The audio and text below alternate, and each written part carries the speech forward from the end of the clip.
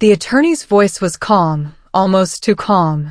"Madam Trustee, we need your signature to finalize the transfer." I blinked. "Trustee? Me?" I held the phone tighter, my hands starting to shake.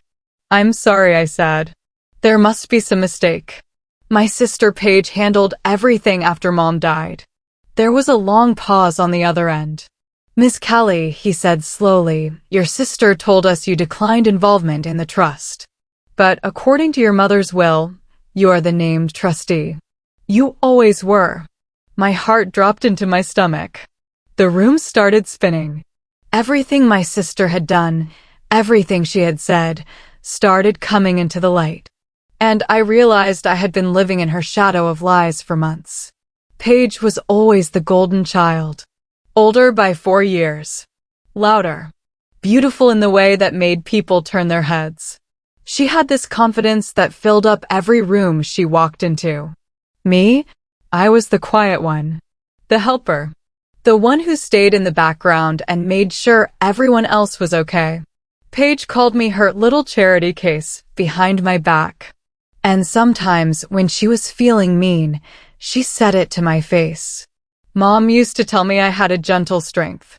Paige said I was just weak. Growing up, I believed her. She was older, prettier, more popular.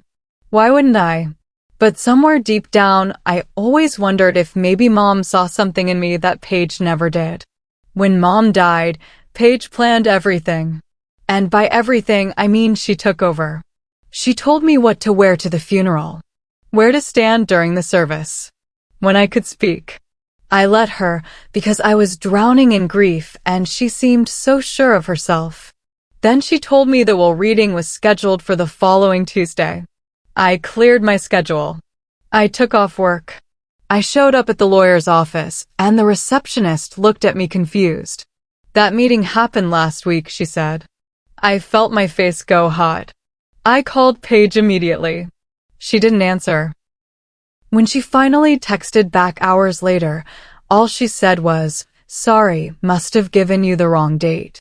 I asked her what happened with the will, what Mom had left us. She laughed, this light, careless laugh that made my chest hurt. "There wasn't much left, Callie. You know how Mom was with money." Then she tossed the box with Mom's ashes on the kitchen table like it was leftover takeout. "Mom wanted me to handle it," she added. "She knew you'd be too emotional." I felt sick. Sick and small and stupid. But I believed her. Because I wanted to believe that someone in my family still had my back. That Paige, despite everything, wouldn't lie to me about our dead mother. I was wrong. So terribly, completely wrong. And it would take me months to realize just how wrong I was. 2 months after Mom's funeral, Paige had a new car. A sleek black sedan that cost more than I made in a year. Then came the new wardrobe. Designer handbags. A whole new living room set. She posted everything on social media with captions about blessings and hard work paying off. When I commented asking how work was going, she said she got a huge bonus. But Paige worked part-time at a yoga studio downtown. I had been to that studio. The owner was nice, but barely scraping by. There was no way they were handing out bonuses like that. It didn't add up. Nothing added up. But when I tried to ask her about it in person, she snapped at me. "Why are you always so jealous, Callie?" She told me I was ungrateful. That I had no idea how hard she worked cleaning up Mom's mess. "You weren't there," she said, her voice sharp. "You didn't have to deal with the bills, the hospital, the funeral home." I did all of that. I tried to remind her that I had offered to help. That I had asked to see the paperwork. She waved me off. Then, a week later, she blocked me on social media. All of it. Instagram, Facebook, everything. When I asked her why, she said it was for privacy. I cried alone in the parking lot outside my job that day. I didn't know it yet, but that was her way of starting to erase me. To push me out of the picture completely. She came to my apartment once, about 3 months after Mom died. I was so happy to see her. I thought maybe we could finally talk, really talk. But the moment she walked in, she looked around and laughed. Not a kind laugh. A mocking one. "You still live here?" she asked, wrinkling her nose at my small living room. I felt my face burn. "It's affordable," I said quietly. She shook her head. "Mom would have been so embarrassed by your life, Callie. She always hoped you'd do more." I felt something crack inside me. Because Mom had never said that.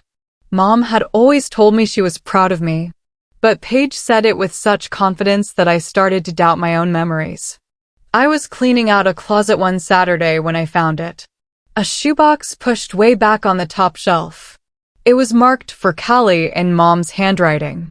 My hands were shaking as I pulled it down. Inside was a letter. Pages and pages of Mom's handwriting. She told me how proud she was of me. How she knew I'd always been overlooked, but that she saw my strength. And then, at the end, she wrote something that changed everything. "You'll know what to do when the attorney calls. You are the trustee, sweetheart. I believe in you." There was a phone number at the bottom. I sat on my bedroom floor and sobbed. Then I dialed the number with trembling fingers. The attorney's name was Mr. Henshaw. When I told him my name, he went silent for a moment. Then he said, "Callie, thank God. We've been trying to reach you for months." My stomach turned. "What do you mean?" I asked. He sighed. "Your sister told us you declined involvement in the trust. That you didn't want the responsibility." I felt the air leave my lungs. "That's not true," I whispered. He asked me to come to his office the next day. When I arrived, he showed me the emails. Messages from Paige, pretending to be me, saying I wanted nothing to do with the estate. And that's when I felt the full force of her betrayal. She hadn't just lied to me. She'd erased me entirely. Mr. Henshaw emailed me the real documents. I read them 3 times, barely breathing. There it was, in black and white. I was named trustee. Paige was a beneficiary, but with strict limitations. She could access funds only with my approval, and none of the money had been authorized for release yet, which meant every dollar she had spent, every purchase she had made, was illegal. She had forged documents, lied to the bank, stolen from our mother's estate. I felt like I was going to be sick, but underneath the nausea was something else. Something sharp and hot. Anger. For the first time in my life, I was furious at my sister. And I wasn't going to let this go. I hired my own attorney. A woman named Ms. Rivera, who came highly recommended. We worked quietly, carefully. She got copies of every transaction Paige had made. The car. The furniture. The condo down payment she'd made just 2 weeks ago. It was all there. Tens of thousands of dollars, spent illegally from a trust she had no right to touch. Ms. Rivera documented everything.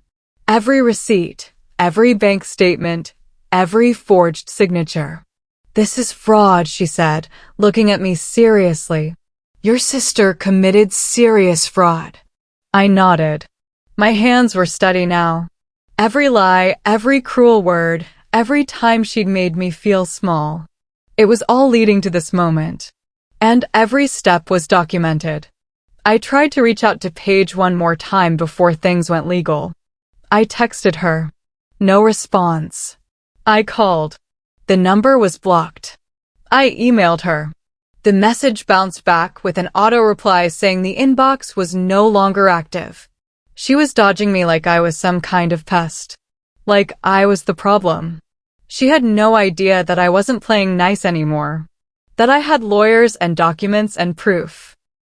She thought I'd just go away quietly, the way I always had. But this time, I wasn't backing down. This time, I had the truth on my side. And the truth was about to get very, very loud. While I was building my case, Paige was busy building her lies. She started telling people at family events that I was mentally unstable. That I was bitter about Mom choosing her to handle things. She told our cousin Jessica that I was the forgotten daughter and that I couldn't accept it. Jessica called me one night, confused and concerned. "What's going on between you two?" she asked. I just smiled into the phone. "You'll find out soon," I said. Because I knew that soon, very soon, the truth would speak louder than any of her stories. I didn't need to defend myself to everyone she'd poisoned against me. The facts would do that for me. At work, I buried myself in my projects. My team didn't know what I was going through. They didn't know about the lawyers or the stolen inheritance or my sister's betrayal. But my performance? It was top-notch. I even got a bonus that quarter. My boss pulled me aside and told me I was doing exceptional work. It reminded me of something important. I wasn't weak. I wasn't invisible. I was just quiet. And there's a difference. A big difference. Mom had seen it. And now I was starting to see it too. Paige had spent her whole life trying to make me feel worthless. But I was worth something. I was worth a lot. 3 months after I first spoke to Mr. Henshaw, the bank assigned a third-party audit to the trust. It was standard procedure when there were concerns about unauthorized access. They flagged Paige's withdrawals immediately. Dozens of them. Each one more outrageous than the last. Flights to Miami. Designer handbags. A spa weekend that cost $3,000. Home improvements on a condo she'd bought with stolen money. The auditor called it a clear pattern of fraudulent activity. When Mr. Henshaw called me with the news, I could hear the satisfaction in his voice. "Miss Callie," he said, "we have everything we need. Your sister is in serious trouble." I sat down slowly. This was really happening. Justice was really coming. Mr. Henshaw's next words changed everything. "From this point on," he said, "you are the only one authorized to access these funds. Madam Trustee. Madam Trustee." The title hit me like thunder. I wasn't some overlooked sidekick anymore. I wasn't the forgotten daughter or the charity case. I was in charge. I was the one Mom had trusted. The one she had chosen. I thought about all the times Paige had made me feel like nothing. All the times she'd laughed at my apartment or my clothes or my quiet life. And now? Now I held all the power. The power Mom had given me. Because she knew. She had always known. And Paige was about to find that out the hard way. We froze the trust. Every account, every access point. Ms. Rivera filed the paperwork on a Friday afternoon. By Monday morning, everything was locked down. Paige tried to use her card that weekend. Transaction declined. She tried again at a different store. Blocked. She tried to transfer funds online. Access denied. Then she sent an urgent email to Mr. Henshaw. I saw the forwarded message. She was furious, demanding to know what was happening, threatening legal action. Mr. Henshaw's response was 3 sentences long. The trust is under review for fraudulent activity. All decisions require authorization from the trustee. Please contact Callie Wilson for any questions. I imagine her face when she read that. And honestly, it felt good. She showed up at my apartment 2 days later. I saw her through the peephole, standing there in designer boots and fury. She pounded on the door. "Callie, open up. We need to talk." I took a breath, smoothed my shirt, and opened the door halfway. "You think you're better than me now?" she spat. Her face was red, her eyes wild. I looked at her calmly. Really looked at her. And for the first time in my life, I wasn't afraid of my sister. "No," I said quietly. "I just finally know what I'm worth." Then I closed the door in her face. She screamed something I couldn't make out. But I didn't open the door again. That was the last time I saw Paige in person. Her lawyer tried to push back hard. Sent threatening letters saying I had tricked her. That I was being manipulative and vindictive. Ms. Rivera responded with 67 pages of evidence. Emails showing the forgeries. Bank statements showing the unauthorized transactions. Copies of the original will, signed and notarized, naming me as trustee. Testimony from Mr. Henshaw about Paige's lies. The other lawyer went quiet after that. Then, 2 weeks later, they withdrew from the case entirely. Paige couldn't find another attorney willing to take it on. Because the evidence was overwhelming. There was no defense for what she'd done. The case turned instantly. And Paige was alone. That's when things started falling apart for her publicly. Her job found out about the legal trouble. The audit had triggered a background check. Turns out she'd listed trust fund income on her employment application. Income she'd never been legally entitled to. They let her go. Quietly, but firmly. Her friend group started distancing themselves. The glamorous life she'd been posting about started slipping away. She had to sell the car. The condo went into foreclosure. The designer bags went up on resale sites. I didn't take pleasure in watching her fall. Not really. But I didn't feel sorry for her either. She'd made her choices. And now she was living with the consequences. Actions have consequences. Mom used to say that. I sat in Mr. Henshaw's office one afternoon as we reviewed Mom's letter again. He read parts of it out loud, his voice gentle. She always saw your strength, he said, looking up at me. Your mother wrote notes about you in her files. About how Paige would try to overpower you. She was worried about that. My eyes filled with tears. But she trusted you to do what was right, he continued. She knew you would. I wiped my face. Mom had known exactly what would happen. She'd known Paige would try to take everything. And she'd set up the trust to protect us both. To protect me from Paige. And to protect Paige from herself. That's what real love looked like. The court hearing was on a cold Tuesday morning in November. I sat in the front row with Ms. Rivera. Paige sat on the other side with a public defender. She didn't look at me once. The judge reviewed the evidence. It took less than an hour. When he spoke, his voice was firm. The court finds clear evidence of fraud and theft.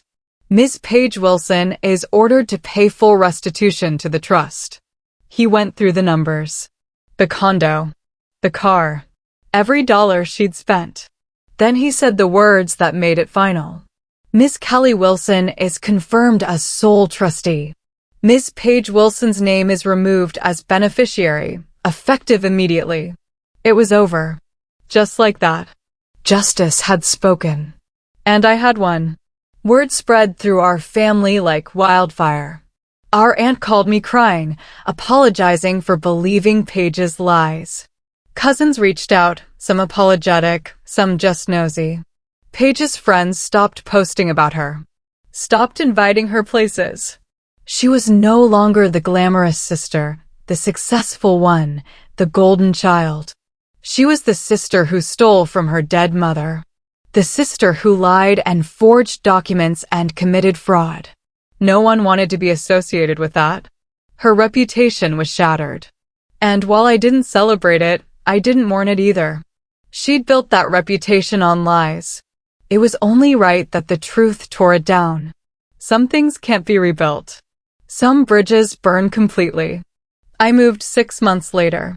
Into a beautiful house with a garden and big windows that let in so much light. It was a house Mom had shown me once in a magazine, years ago. Wouldn't this be lovely? She'd said. I paid for it clean and full from the trust she'd left behind. I also started a small foundation in her name. A scholarship fund for women going back to school later in life. Just like Mom had dreamed of doing. Every time I signed documents as trustee, I felt her pride. I felt her presence. She'd given me more than money. She'd given me the chance to find my own strength. To step out of the shadows. I wasn't invisible anymore. I never had been. I just needed to see myself the way Mom always had. Sometimes I think about that first phone call. The attorney saying, "Madam Trustee," like it was the most natural thing in the world. I used to cry because Paige made me feel small. Made me feel like I didn't matter. Like I was just the forgotten daughter trailing behind her perfect life. But now I smile. Because I learned something important through all of this. The truth doesn't need to be loud to be powerful. It just needs to be true. And when you let the truth speak for you, when you stand firm in what's right, people listen. They really listen. I'm not angry at Paige anymore. I'm just free. Free from her shadow, her lies, her cruelty. And that freedom? That's worth more than any inheritance ever could be. Mom knew that. And now, finally, so do I. This makes you think, doesn't it? What truth are you not allowing yourself to hear? For Callie, it was her mother's voice, a quiet whisper of belief that was almost drowned out by her sister's loud, convincing lies. So many of us are living with a version of Paige's voice in our heads. The voice that says you're not capable, that you're too emotional, that you should be grateful for the crumbs someone else gives you. My advice is this: stop listening to the noise and start listening for the whisper. The whisper is your truth. It's the quiet instinct that tells you something isn't right. It's the memory of someone who genuinely believed in you. It's the undeniable evidence of your own strength, waiting in a shoebox at the back of your closet. You don't need a legal document to prove your worth. You just need to trust the quiet part of you that already knows it. So I have to ask you, what is the one quiet truth you need to stop doubting and start believing about yourself today? Let me know in the comments.